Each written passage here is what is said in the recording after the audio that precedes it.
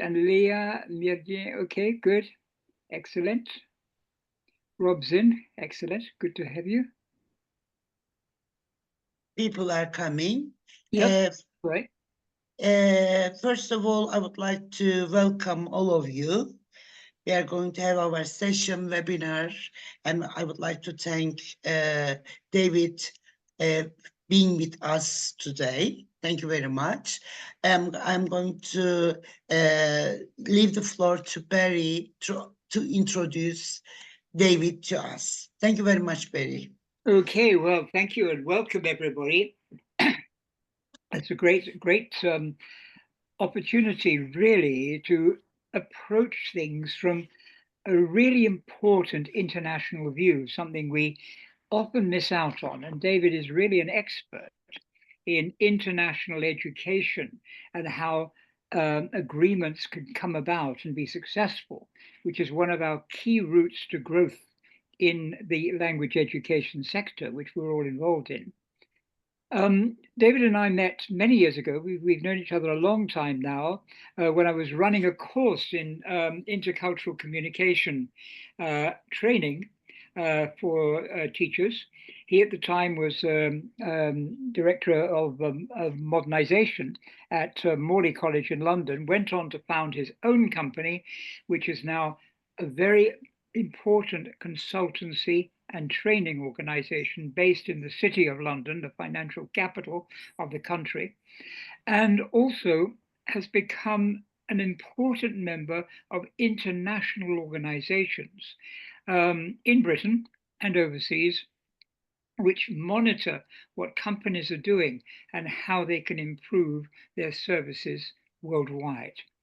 In addition, and most excitingly, he's worked a lot now in Asia Pacific, working in Malaysia, recently in China, and other places, which I'm sure he'll tell you more about as he goes along. But the aim today, as you know, is to talk about international educational partnerships, something which David is an absolute expert in and is working on it all around the world. And what he's looking at today is the practical element for us as people who are working in international education for adults. What are the key points that we need to understand in order to reach agreement? So here you go, a lesson in international negotiation follows. David, over to you. Right, well, thank you very much indeed, Barry, for that very warm welcome. My name's David Stringer-Lamarre. You'll see my backdrops. I'm actually here. We also run a clinic, a health clinic in the City of London. So I'm in the City of London. This is the City of London, and we're based just over my shoulder, just over here, in fact. So you either get a white screen or you've got that one. So I decided that one would be a bit cheerier. Let me try and pull up my slides, and then we'll get cracking on it. Can we see that? Are we okay there, Barry? Yes, I can see it. All right, thanks very much. You want to make it a full slideshow, or sorry, say that again? Want to make it a slideshow so it's full screen, or up to you? Oh right. I think that's probably about as big as it goes on mine. Looks fine. Very easy to see. Are you sure? Okay. Yeah. Thanks very much. So I'll talk for around about half an hour, and then we can have some questions and answers or anything you want. And I might even be able to answer some of those questions, but you never know. So there's our title that I've been given. So International Educational Partnerships, key points for reaching agreements. Let me see if I can just move things on. Okay. So last year I had the pleasure of speaking at the university's UUKi International Conference, particularly addressing equity in transnational education partnerships. This is a little bit about me. You don't need all that kind of information that's in there. So I run a company called Fortis Consulting London, and I'm chair of another company called Global Creative Education, and I'm strategy director here it's a private menopause clinic in the City of London. And in fact, we have international patients flying in to see us. There's an angle there as well, and various other aspects as well. So there's me just talking about education in China, supporting students to succeed at UK universities last year. And Barry mentioned China, where I've just come back from. I also want to point out my little bits of qualifications in language. So I do have a TESOL, Trinity College, London, and Barry mentioned it. So the thing that actually, and I hope you're listening, Barry, the thing that significantly changed my life was attending Barry's course, Business Cultural Trainer Certificate in International House. And we'll be kind of referring to the essence and the essential requirements of cross-cultural understanding, or as Barry prefers to call it, intercultural. There's me just talking some stuff around about Canada. So this is what we do, Fortis Consulting London. So we're essentially put deals together. We are deal makers in many different sectors. What you'll see there, the one in bold I've highlighted, is education. So we were founded in 2010.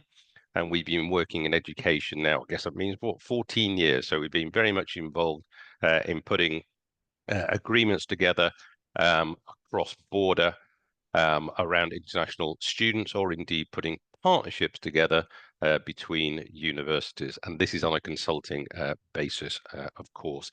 And the statement is the one that summarizes what we are. We're a network of connected people around the world. Lots of different areas, but obviously today I'll talk about education. This is what we're going to wander through. So the foundations of actually being able to reach a good agreement, then success. What does that actually mean? I want to look at that. And then who, what, why, which I believe was in the introduction to today's session. Who is the organization? What do they actually do? And why should anybody bother engaging with them at all? And then just some comments around negotiation. I said I will keep mentioning cross-cultural engagement, or intercultural if you prefer. Now, obviously, with all these, I think it's important to see it through the lens of whoever we're going to interact with. And one of the exciting things about being here in the City of London is we can walk into a room and there are 7, 8, 9 different nationalities. We've got to take that into account also when we're negotiating. Here's me just talking on the stage. We have it every year about ASEAN. So this is where we get the ambassadors of the two countries. So one where they've been chair of ASEAN. What were your successes during the year you were chair? And then we hand it over to the next country. It'll be Malaysia next year, in fact. And then we say, right, what's your plan for it all? So again, bringing people together. Okay. Just have a look here. So getting the foundations in place. Now, this, I believe, is essential. It's not important. It's essential to actually have and reach key points and key agreements. Getting this right. If you get this wrong, it's always going to be a bit of a dog's dinner, shall we say, a bad thing. So why do you want to do it? It's these questions. So people, organizations, universities, training companies, recruitment agents, they'll say, we are going to go international. We're going to do something. We're going to open an English language school, possibly, and we're going to teach online or whatever it might be. But the question is, why do you actually want to do it? I will often, so I used to teach law back in the old days, etc., and I used to teach family law. And of course, family law is about how putting partnerships together between a couple, and then often getting them out of that partnership. So the divorce, as it were. So it's this bit, why do you want to go into a relationship with another organization? You've got to be clear about this to yourself, because this is what you're going to be describing to the other organization, which I would call the target. And obviously, depending on why you want to do something, this will involve the negotiation for it. And similarly, so what areas is the actual organization looking to engage with? So for example, we get involved with universities and they want to do a 2+2. So 2 years in one country, 2 years in another one, or they might want to do a 1+3. So 1 year in one country, 3 years in the other one, or a 4+0, where in fact all they want to do is they want to teach it in a different location. So it's being clear about those particular aspects. And then you'll see my third point, because it's very interesting of working in all the different areas we work in, including education. where in fact it turns out you go through it all and then somebody says, you know, I'm not sure we can deliver this. I'm not sure we can deliver all of this. So are you as an organization actually able to deliver your side of the agreement? Let's not worry about the other side at the moment, but can you actually deliver what you say you can deliver? Now, the next one, do you actually have experience of putting cross-border deals together? If you do, fantastic. If you don't, not an issue. So it's there in brackets, so transferable. So if you this may be slightly flippant, but if you've been involved in a relationship and you put it all together, that's pretty similar. Because what you're doing is you're saying who, what, why should we get together? So it's the same kind of idea. So it's not people, obviously, you can't walk into it and say, I've suddenly got experience, because you've got to go through all the learnings that is required there. But does somebody on the team have some experience in international agreements, or do they have some experience in some agreement, and at what level? You kind of sense checking and preparing and saying, what do we have? Are we able to negotiate? Do we understand it all? Now, one that I always find interesting, and particularly within my own time, actually on the inside of education, is have you done the financials? So we're looking here at making agreements, international educational partnerships, but have you actually done the financials on this? Will it work?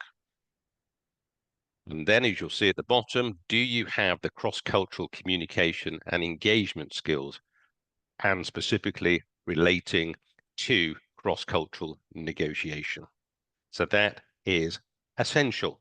Again, so if you are going to engage with a different country or the different countries, we're looking at it. Do you understand how to actually undertake negotiation in that particular area or with those particular people? Because we're all different and we approach it in different ways. And if you get this wrong, as Barry knows, it all goes one way and that's down. So this is the preparation bit. We've not even done anything yet. We're just looking at the foundation. We're an organization and say, we want to engage with China. Japan says we want to engage with Malaysia. Canada, so I was involved in Canada, in Beijing in December, saying we want to increase our number of students and engagement with China. So have they got all the foundations in place first before anybody gets on a plane or in fact does a Zoom call? So for my so a way back, I did something called an MBA at one of the places here in London, and I went through the whole of the year trying to absorb information, understand it. And one of my classmates, who's actually in manufacturing of automobiles, is called Leon Gumpair. So I've named this after him. This was the most important thing I learned all year. Excuse my professors, don't tell them, etc. But very, very simple: revenue minus cost equals profit. And if you don't like the profit bit in education, it's revenue minus cost equals surplus. Let me go back. Remember what I did here? Have you done the financials? That's what it is. So particularly when I've spoken to various universities,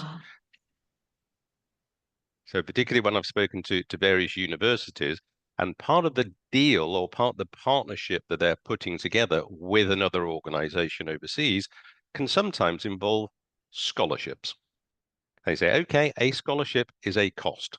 Like, so can we afford to give them away? How many can we afford to give away? Why are we doing this deal? So always looking at this, what are the actual costs of getting involved in an international educational partnership? And it's not just moving around students, it's all the preparation, it's all the legals, it's the accountancy, the marketing, anything you need, putting your team out there. Revenue minus cost, and we'll go for this way, equals surplus. The Gumpair formula. And I had the pleasure of seeing Leon in China in end of November. Indonesia, just some photos. It's to break it up for me, actually. It's a great shirt, isn't it? Dearie me. I wear white, as you can tell. Okay, success. So the question is here, it's for you and your organization. If we're going to negotiate, we're going to engage with an international partnership, what does success actually look like for you and your organization? What does it look like for you and your organization? Because success is obviously, it can be rather subjective. And it's got to be fit for your organization, because you're going to go out and you're going to go and try and achieve something. And obviously the bosses, the directors are going to say, right, have you achieved against our target, our objectives? Now, once you've done that, which isn't the most straightforward thing, what does success mean for the other partner, or the other partners? Now, this is very important. So it's the same thing I talked about, coupling, marriage, going out with somebody, whatever it is. What does it look like from their side? What would success look like for them? So in a transnational education sense, assuming we're going to do something in different countries, fine. What does it look like for us? But what's it look like for them? We don't even have to ask them yet because they're going to tell us hopefully anyway, but trying to understand that because that's the basis, it's the foundations of how we're going to interact and engage. But remember what I've said, we've got the cross-cultural element here. So we shouldn't project or assume that what we consider success is what they may consider to be success as well. So the usual thing in engagement and where we get involved as a company, we use the old adage, the old phrase, you have two ears and one mouth, and use them in that particular proportion. So do lots of listening and try and picking up information from the other side. Now I've just got some some pointers down there. Is it all about increasing money coming through the door? Does success mean you've got to go and get another £10 million in student fees? Is that what it's about? Could be, no issue at all. Is it about reducing costs? So if we do that, then the cost of our own organization comes down. Could it be about brand building? We want to build up the brand so we're more attractive to people and they'll come and get involved with us. So it could be, for example, an independent or small scale English language teaching college that wants to do a partnership with a much bigger brand. And that's part of brand building. Why is it doing that? They're connected because it wants to increase revenue, possibly. Are we doing this to get more people through the door to apply to work with us? So it could be talent acquisition that's there as well. Is it charitable? It's a good thing to do. This is what we want to do. And of course, there are other aspects there at play, and they can be all jumbled together, whatever you want to do with them. But it's just being clear, because if we're going to go into negotiate, we're going to say, David, Barry, whoever's doing the negotiation, go and get me this outcome. I go, yeah, okay, fine. Why? What do you want the outcome for? I've got to understand that because this is what we're going to do to try and put together an effective international education partnership. So this is the foundation. And then you'll see what I put at the bottom over what time periods. 6 months? Probably not. A year, 3 years, 5 years, 10 years. What does success look like over that particular time frame? Will it change? And notice, just go back again, this one, revenue minus cost equals surplus, because that will change over the period that you're looking at. There'll be a lot of upfront costs, maybe a little bit of revenue, and then maybe more revenue, but there'll be associated costs. So it's looking at that as it goes all the way through. So if you do 1, 2, 3, 4, 5 years, what does success look like on those particular aspects? One of the most interesting and challenging courses I did on my MBA was something I knew nothing about, hence why I did it, but it was a bit tough, was all about project management. So this is the same kind of thing here. If we're putting together an international educational partnership, it's managing a project. Who's doing what? Why are we doing it? What are the costs associated with every engagement period? And have we got the right people in place? And then it's tracking against those parameters. The amount of organizations we meet, and we work on a selective basis, we choose our clients, that they've not gone through all this, and therefore we don't touch them. They've not gone through the basics of it. They're doing international engagement here and say, actually, what are your success parameters, your targets over the next 5 years? And like, oh, well, we just need to get a load more students. I said, okay, that's interesting, but what's the cut and thrust of it all? Engage in the USA. That's the embassy over here. Right, getting ready to start. So these were the foundations. Why are we doing it? So we're clear what we're doing, whatever reason we might have, and we know what success might look like to us, and we're thinking about what success might look like for the international educational partner that we're going to be talking to, which I would describe as the target. So who, what, why? The value proposition. So I give lots of presentations, talks at universities, etc., because it's my obsession about the value proposition. What is it, and why should somebody actually engage with us, and why should they go forward and actually do a deal with us? Why would they actually say yes to our proposal? And obviously what we're brought in, remember, we're a consulting company, so we're representing an educational organization. So we're tasked with helping them with this and then actually putting it all into practice. Excuse me. Right, the who bit. So we're going to be looking at some organizations, and it doesn't matter if it's a very old organization or you think everybody must know them. It's actually describing it in a way that they understand from their cultural perspective. So who are you? What is your history? It could be 6 months, it could be 5, it could be 300 years, whatever it is. What is your history? So we're starting to paint a picture for them about why they should think about becoming an educational partner with us in the international environment. Who's in your team? So here we've got who's working in the actual educational organization. Do they know them? What kind of jobs do they have? What kind of structure? If there's a company, a small international student recruitment company, maybe there are 10 people. If it's a large university, there are thousands. And we don't need to know who all the thousands are, but the key particular people within it. And as we know, and you will definitely know, it's about presenting this information in a culturally appropriate way to the target that you're going to be engaging with. The important one here is who is going to be leading on the partnership creation. And again, there are various different stages about it. So it's being clear here and then communicating this effectively to the targets. This is who we are. And again, being very specific. So sometimes when there are educational institutions coming from Asia, they will send over a slide pack of 60 to 80 slides. And they go, there you go. And they go, no, not good, not fit for purpose. We're probably looking for 3.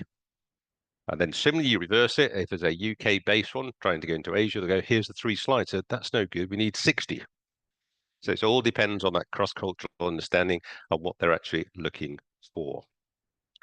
Now, the one I put down there, what do you really know about your potential partners? So this is the due diligence bit. I won't go too much into it, but it's like, what do you know about this other partner? Are they good? Are they bad? And the key question, can they deliver?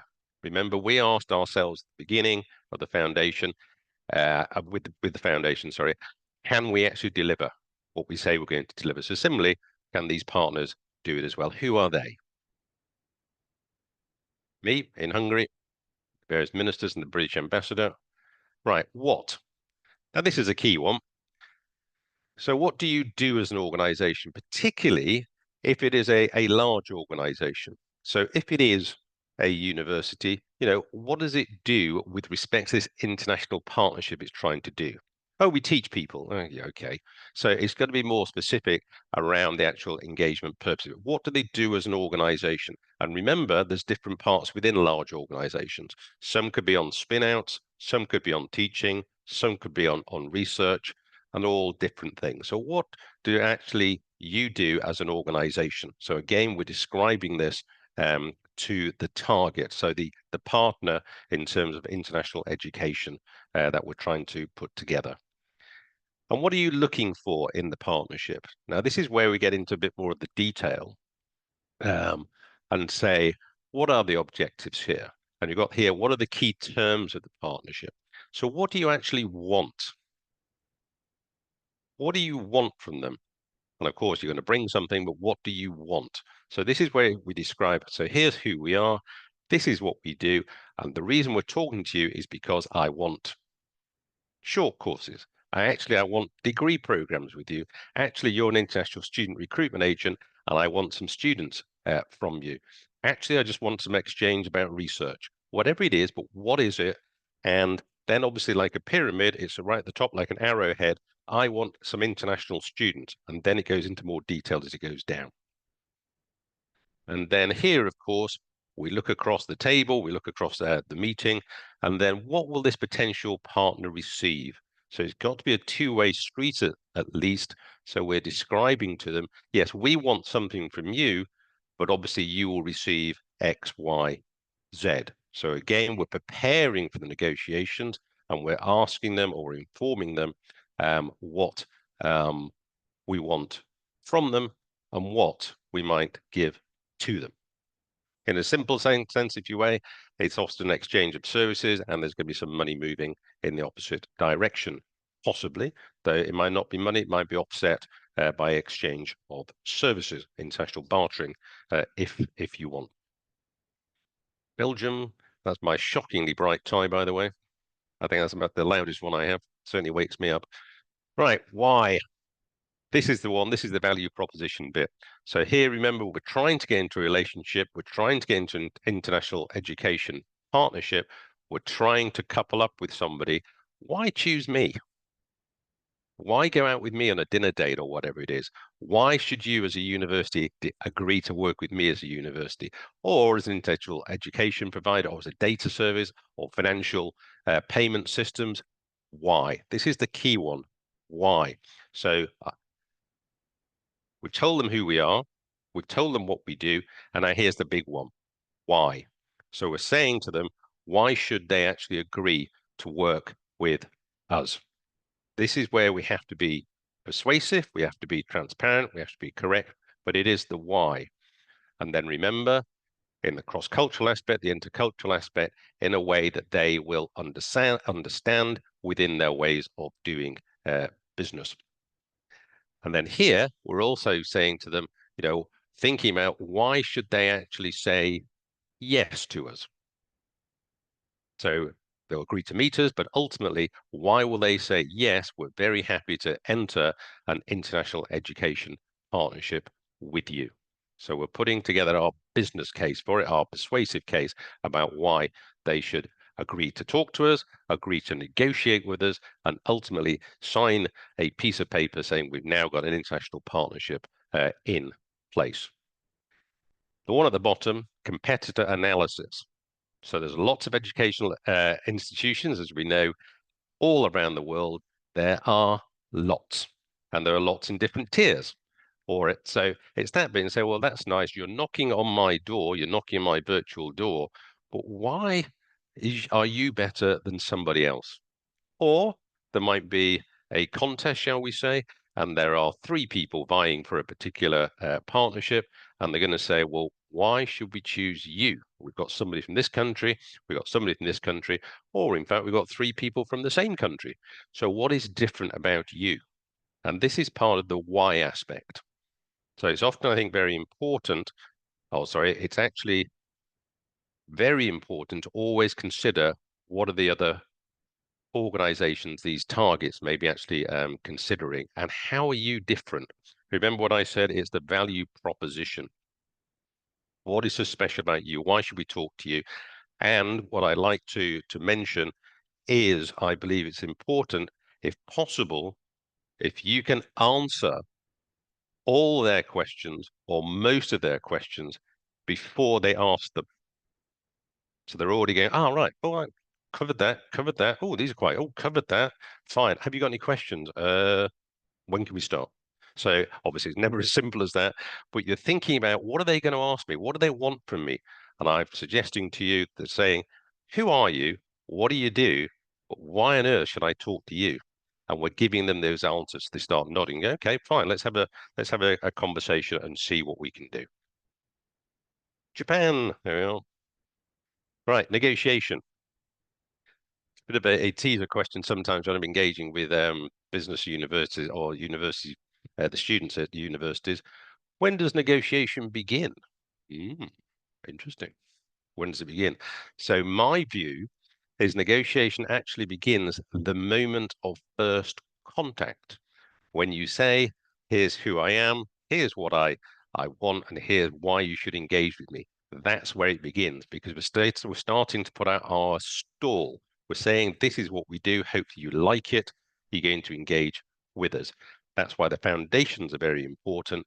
And that's why we need clarity about what we're asking for, what we're going to give, and hopefully what we're going to receive. So I suggest always with these international educational partnerships, it's from the very start of the first engagement, because that is where it's set out. There can be movements, of course, not an issue at all, but this is all about first contact with the targets.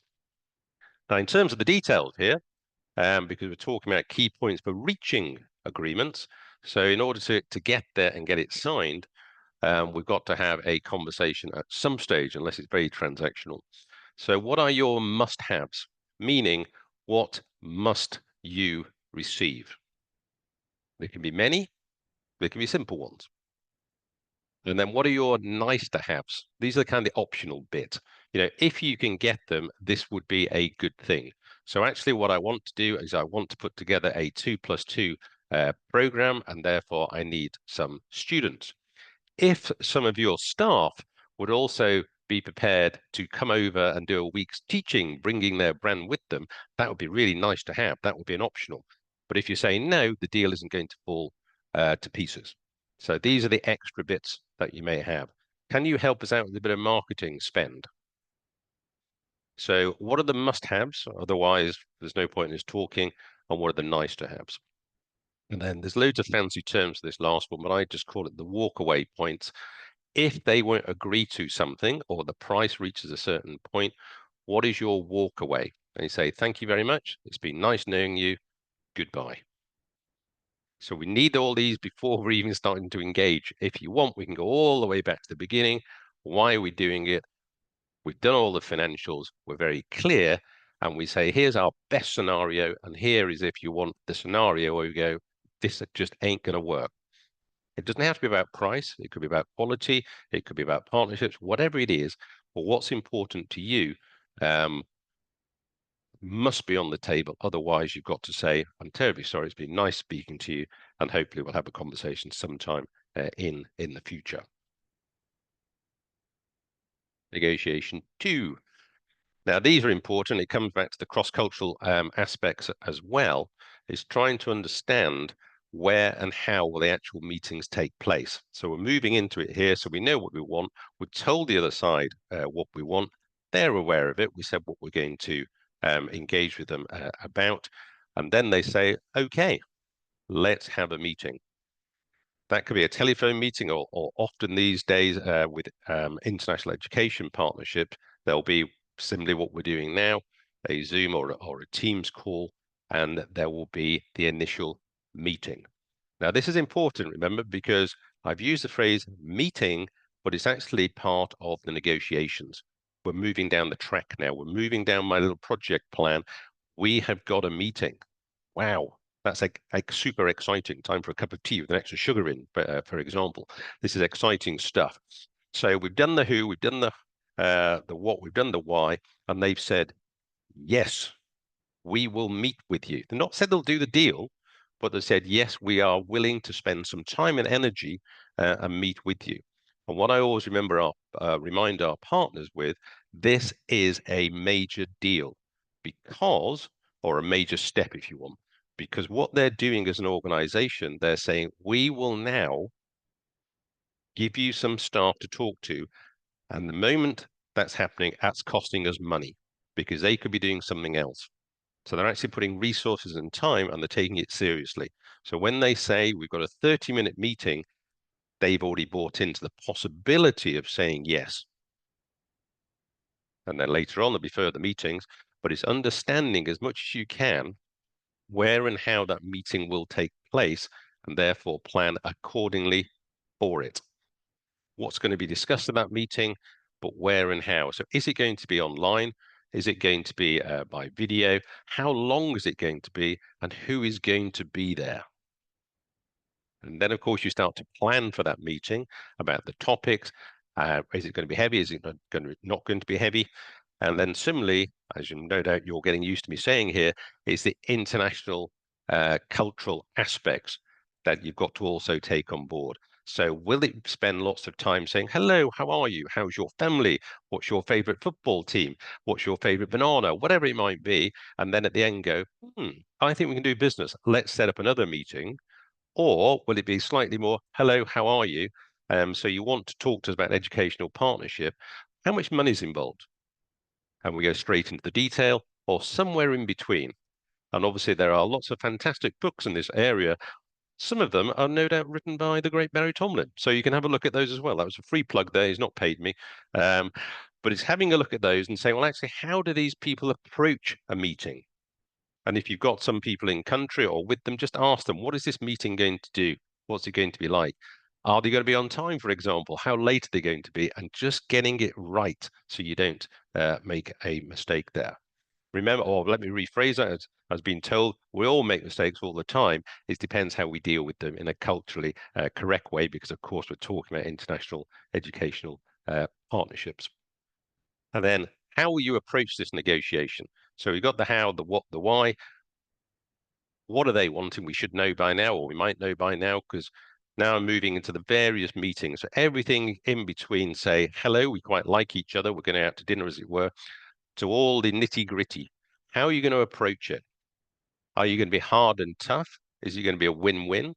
We can do some work here together. How is it going to work for us both to make sure that we win?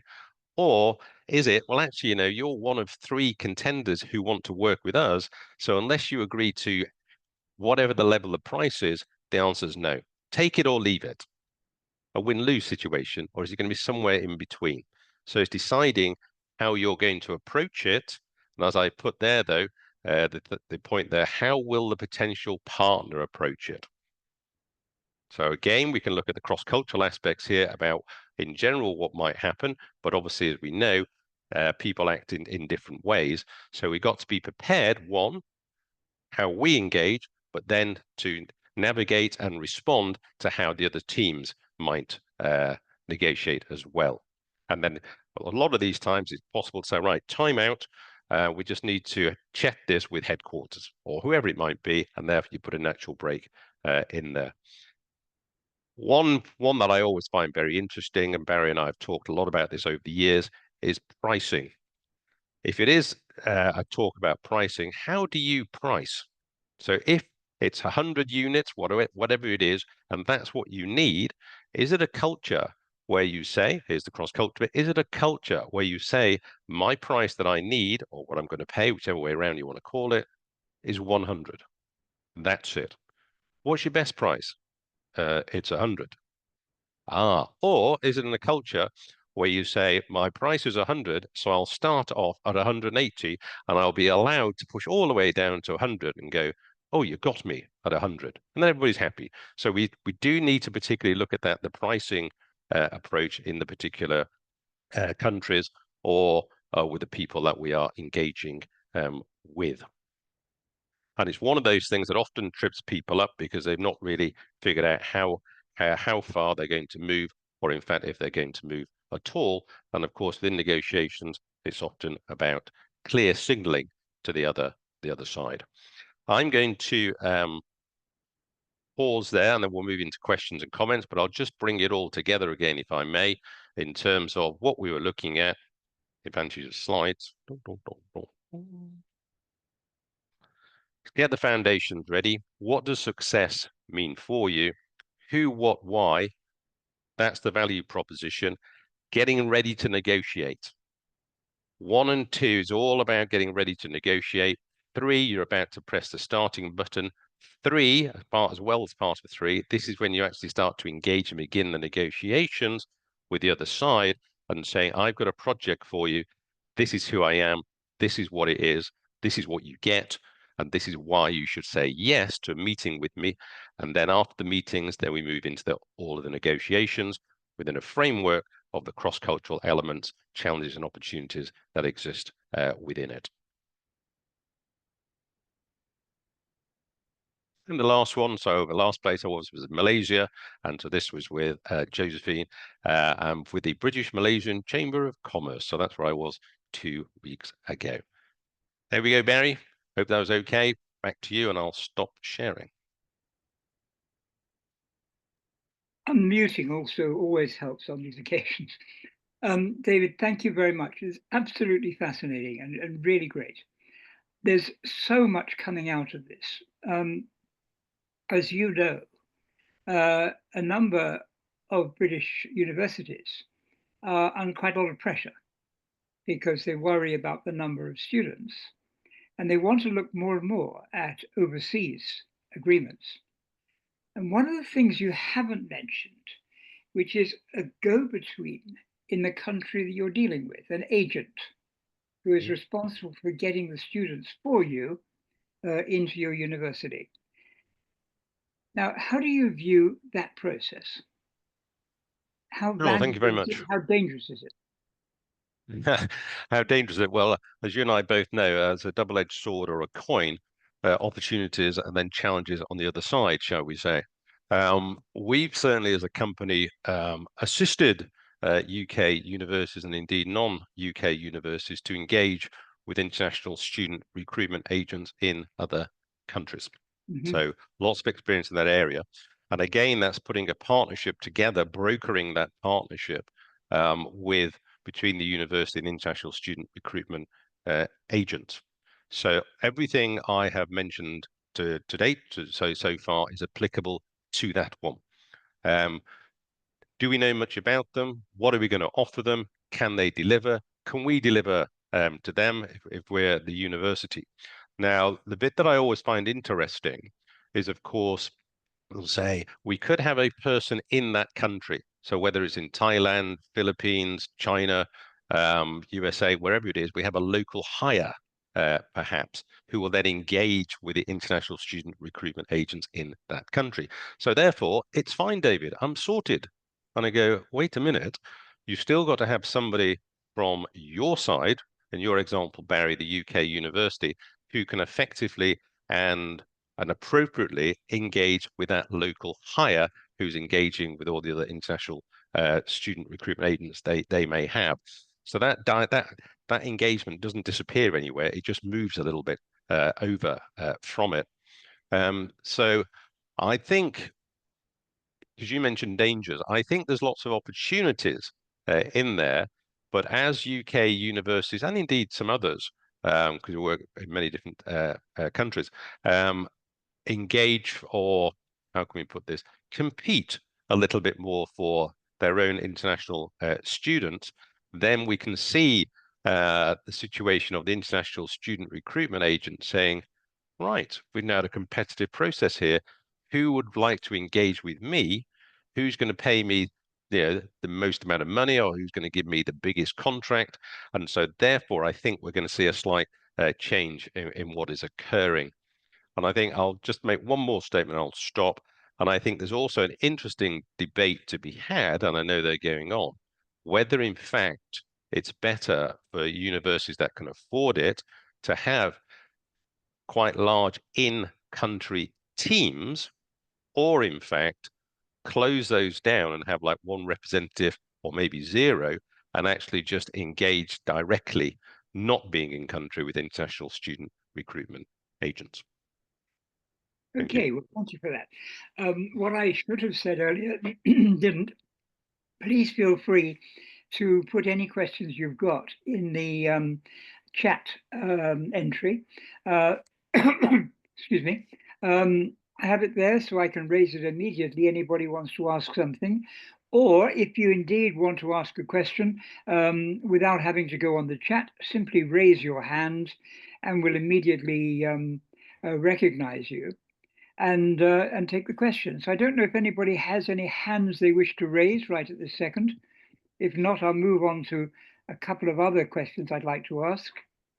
Anybody got anything they would want to raise? Ian, I don't know if you want to come in at this point.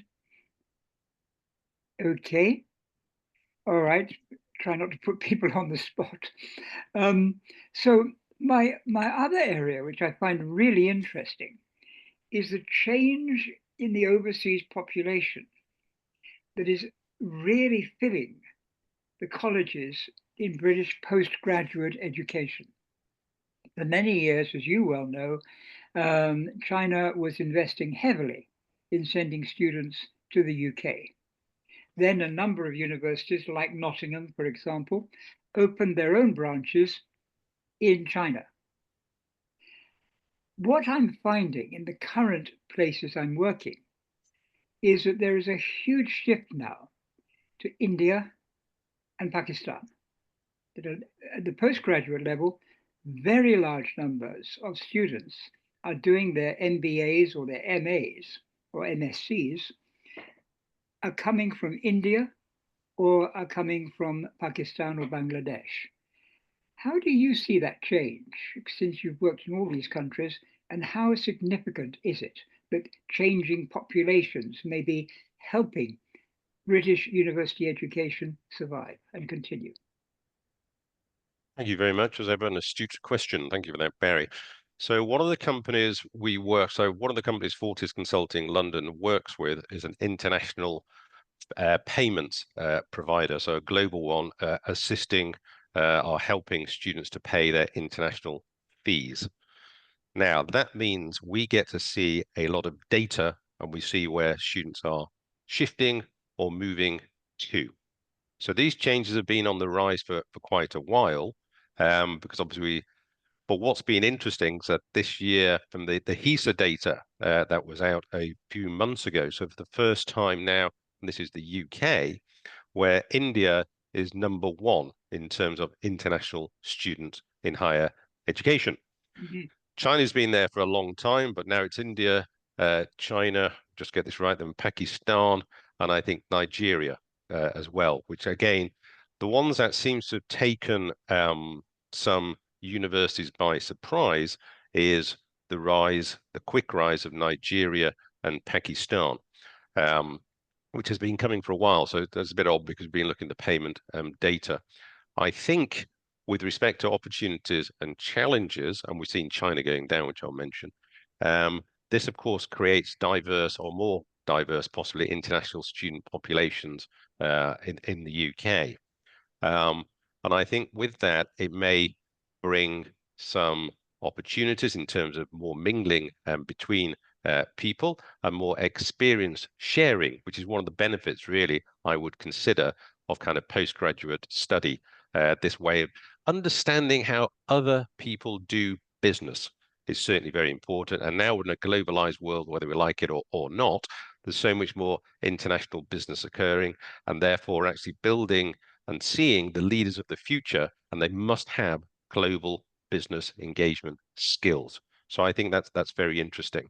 I think that the challenge, of course, is that it may be that UK universities have got so used to engaging with Chinese students, maybe some of the teachers, the lecturers, the professors, etc., are not up to speed or are not able yet to understand how to effectively teach people from different areas. One of the things I've talked to a lot of universities about is why don't they ensure that their staff who engage with international students actually at least have a basic course and understanding in effective cross-cultural communication and engagement? Because you'll all know motivating somebody from China is done in a different way than it is from Nigeria, than it's done from a different way from the USA, or indeed somebody from France. So I see that as a key area. There's another bit there, Barry, is important because working in this area, particularly in the payment space, the international offices are very, very important because, of course, these engage with high school students, then they engage with students, they engage with their parents, etc.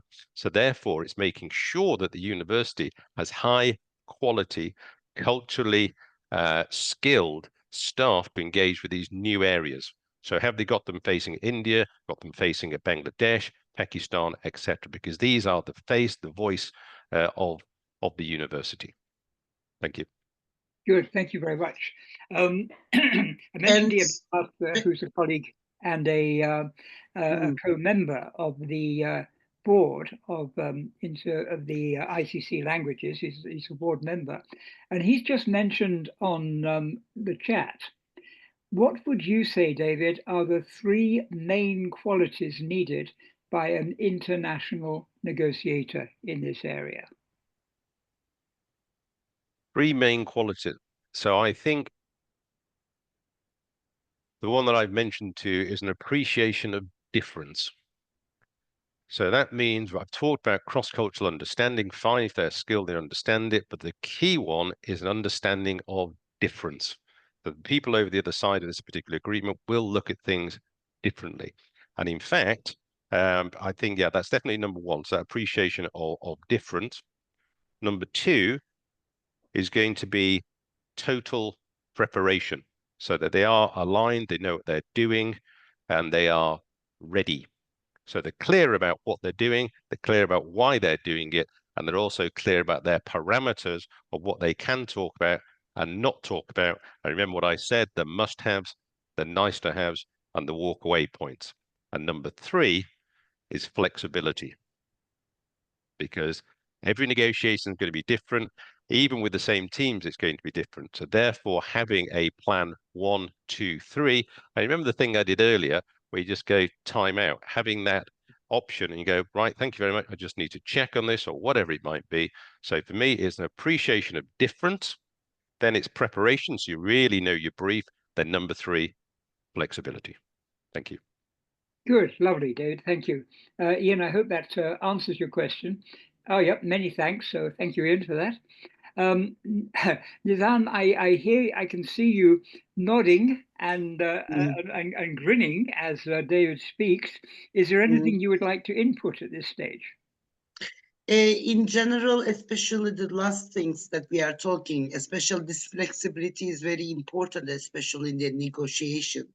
While talking and us trying to find the same ground, this flexibility and this knowing the culture is also very important, because some cultures are different from each other, as far as I believe. What do you think about this, David? Yeah, I think you're completely right and spot on with that.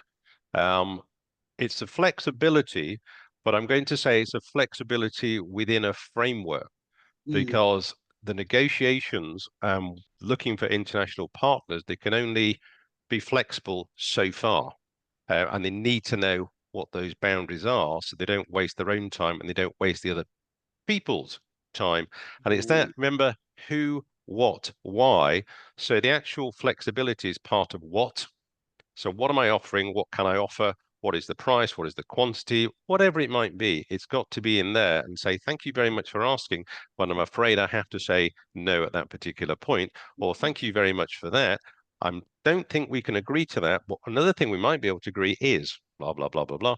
So that's the flexibility around it. But it's understanding when something can be negotiated and in fact when you can't, because the organization or the lead person is going to say that's not possible, we can't afford that, or we haven't got that skill range. I want to come to your university and I want you to teach me electronic engineering.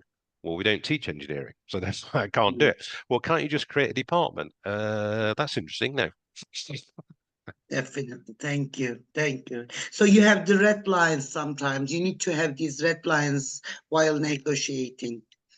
That's right. So that's what I call the walk away points, where you just say, no, I can't do that. Yes, thank you. Thank you very much. No, pleasure. Thank you for your input. Okay. Any other points that anybody wants to make? If not, I'll add in one more question, maybe on the cultural front. But Rania Kokinu has just come through. Right. Oh yes. Now right down to what you need here. What are the major monetary incentives for a country to consider partnership? Come to the absolutely. Well, I will thank you very much for that question. It actually depends, because it's not just about money, but it depends on what success looks like. If you remember what I said there. So we say the major monetary incentives for a country to consider a partnership. So why would a country, first of all, decide to enter a partnership? Remember, we talked about that one. Why are we doing something? So if we say it's dead easy, David, we want to get more money. Okay, right, fine. So therefore, it's saying, how can we generate more money? This is this monetary incentive. What do we have that we can offer to create a partnership where somebody will give us some money? So one, that's a commercial transaction where you simply say, let me think. So, so with the Canadians, there's a lot of universities over from Canada in China when I was there, and they were making the case, if you want, to say that we would like more international students to come to Canada. So they were saying, if you give us some money, student, then we will give you a high quality education and we will give you a degree from our particular university. Therefore, give us the money. That's the monetary aspect. So it's deciding what the country has to offer in this particular relationship. It could also be, it can be a monetary one. It could be, in fact, we don't have enough money to do X, Y, Z. You're a charitable organization. Would you consider donating some money to us in our country for X particular reason that it might be? So the who, the what, and the why, but this bit particularly, this question here is the what.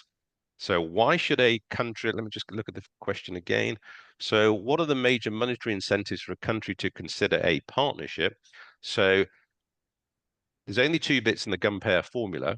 One is either you increase revenue. So if a country can say through education, it can increase revenue, then it can go down that particular one, and that would be the incentive. If it says we're very good at delivering something, but our cost base is too high, therefore we want to reduce costs, if we partner with you, whichever bit it is, whether it's an international payment system, whether it's a procurement service that universities often have to drive down our costs, that's an incentive. And if you want to be really clever about this, of course, what you can try and do is drive up revenue and drive down costs. And that is quite a big incentive. But what we have to have here, because we're looking at partnerships, who, what, why, is deciding what the country has to offer, and then thinking about who the partner, the target might be, and what revenue might flow from that. And if you recall at the beginning, I said, look at the financials. So if we get 100,000 students at X amount of pounds, that gives us some money. If we get 10,000, does that. If we have a new payment provider, it does this. So the country can look at what are the opportunities to work in the transnational education space and what kind of revenues that will bring in. But of course, with every revenue comes a cost, hence why we have revenue minus cost. Thank you. Okay, and Rania has actually just added a follow-up. Ah, very good. You can see, she said she was thinking about the part of the country, like India, okay, besides human capital, other factors, if any.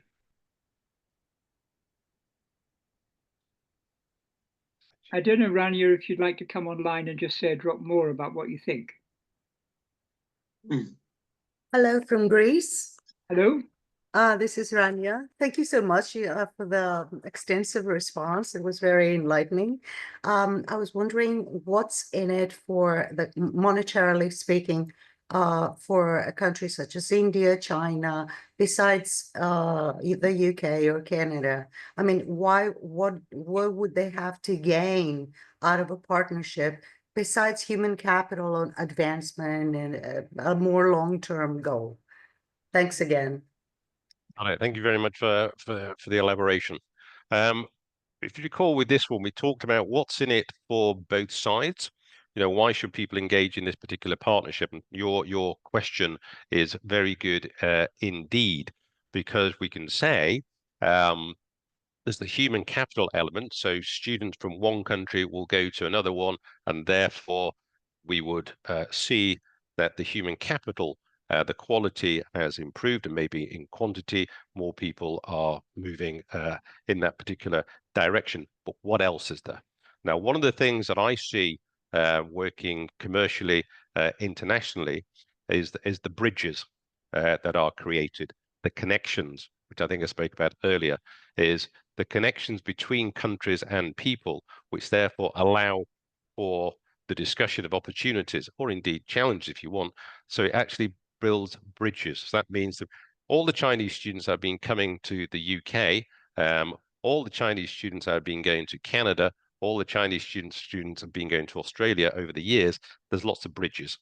So I think we're going to see the same thing with India. There's more of this bridge building. So the human capital will either go back to India, may stay in the UK, it may go to a third country, but what it does is connectivity. And I think one of the interesting things about TNE, sorry, transnational education, is this movement of intellect, movement of innovation, movement of challenge, ways of doing different things to try and drive some growth. So I think what happens when countries engage with this is the human capital but it's also feeding back into the business system, the health system, the welfare system, different ways of doing it. And I think what I really love about working in the international space and lots of different projects is a whole like a network. As I call it, it's a nexus where there's exchange of information, there's innovation, and it allows for people to discuss different matters. And also it's a two-way pipeline. So the UK, Canada, Australia, of course, benefits from ideas coming from India, Pakistan, wherever it might be. It's a two-way street. But I think what's also very encouraging, we saw a photo of me there engaging with something called ASEAN, the Association of Southeast Asian Nations, where now we're seeing these networks, a bit like the European Union, where it actually spreads all its tentacles. And that's a transfer of people, a transfer of capital, but also investment ideas as well. Because one of the areas we're involved in around is innovation, where you can actually take companies from one country, say, for example, the UK, and say this would be a great fit for the Philippines. Or you can take a company from Malaysia and say this would be a terrific fit in Canada. And that's moving around. That's all enabled because students and educations create the foundation. They create the bridges for communication and engagement. So I think there's a lot more to it apart from money and human capital, but it is a two-way street. And I really applaud everybody who's in that space for making this happen, because I personally think international education is very beneficial to the world as a whole. Thank you. Thank you, David. We've just gone past 6 o'clock in the CET thing, but thank you very, very much for a wonderfully clear and all-embracing view of how to make these things work. There's a lot more that we can discuss. Really, really interesting. And hopefully we'll have a chance to do that in the future. But I think now it's time that we end our session on the question and answer and pass us back to Nizam to close down the evening. So. First of all, I would like to thank you, David. This is a really fantastic speech and it is enlightening. Thank you very much. First of all, I would like to share our future events with you and some information. Let me share it with you. And in January, we have another webinar and it is open in our webpage. You can go and join to it also. It is about using wisdom stories and related inputs for continuing professional development. And secondly, in May, we have a conference in Cyprus where I live in, and I definitely promote it, and it will be very nice being in Cyprus, in Larnaca, for the conference. And it is about redefining language education, technology, accessibility, empowerment. And we would like to see you there. We would like to have ICC journal, and there are issues that you can subscribe freely. There is one. And also we have a course, European Certificate in Language Teaching and to Adults. You can join our community. You can find more information in our website. And also you can become the member of ICC and be part of us. So it will be very nice to see you with us. And thank you very much for your participation. In an e-certificate of attendance will be provided to ICC members upon request. You can email us to info@icclanguages.eu. And this is the presentation, and we would like to wishing you peace and joy this holiday season and a prosperous 2025. ICC Languages, thank you very much. I need to stop sharing. Yes. And last of all, thank you very much joining us for this webinar. And I would like to thank you, David, again for this fruitful webinar. And we would like to see you our next webinar in January. And also thank you very much. Thank you. It can be happen without you. Thank you very much. A very quick one Thank you from me, and see Nizam, you before you go. Just one all. very quick Bye point. bye. Okay, bye-bye. Bye bye. I am just to the point in order to finish on time. Okay. All right, well, if I can make a very quick point before people go. Bye-bye. Can I make a very quick point before we close down? Yes, it is Good. very. The new edition of the Definitely. ICC journal is now available, and it is going to be uploaded on our website. The Christmas edition is there. In our next edition in March, we'll be having a summary of David's talk. So that will be coming out and you'll be able to access it. And in fact, Alan Maley has written a book, which he's talking about in January, and that is summarized in our Christmas edition. That's it. Happy Christmas and a Happy New Year to everybody. Happy Christmas. Happy New Year. Bye-bye, everyone.